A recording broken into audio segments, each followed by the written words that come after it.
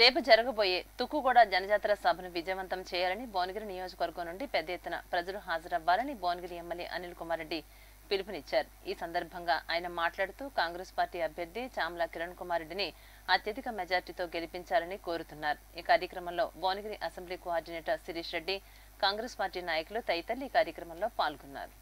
అదొక అంశం అయితే ఇంకొకటి సరే మన పార్లమెంట్ కి సంబంధించి భువనగిరి పార్లమెంటు అంతకుముందు రాజగోపాల్ రెడ్డి గారు ఇక్కడి నుంచి గెలిచారు.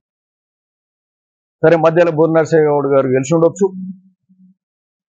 ఆ తర్వాత వెంకరెడ్డి గారు కూడా వారిని కూడా గెలిపించుకొని భువనగిరి ప్రజలు ముఖ్యంగా భువనగిరి నియోజకవర్గం నుంచే అత్యధిక మెజార్టీ ఇచ్చినాం.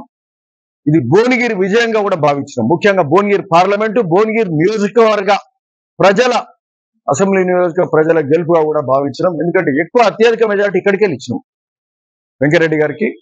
సరే వారు ఈరోజు మరి వారిని గెలిపేయడం మళ్ళా ఈరోజు మళ్ళా పార్లమెంట్ ఎన్నికలు రావడం, ఈరోజు ఒక యూత్ కాంగ్రెస్ లో కష్టపడి ఏళ్లుగా పనిచేసిన వ్యక్తిని చామల కిరణ్ కుమార్ రెడ్డి గారిని పార్లమెంట్ అభ్యర్థిగా నిర్ణయం చేసుకొని ఎంపీ అభ్యర్థిగా నిర్ణయం చేసుకొని వారిని మన ముందుకు తీసుకొచ్చిండ్రు.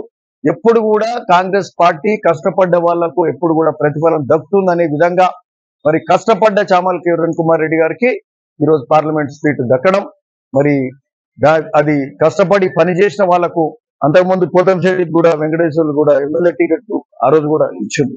రాహుల్ గాంధీ గారిని ప్రధానమంత్రిగా చూడాలి. మరి ఇదే కాకుండా సరే భువనగిరి నియోజకవర్గానికి వస్తే కూడా మీరు మనకు సంబంధించిన అనేక కార్యక్రమాలు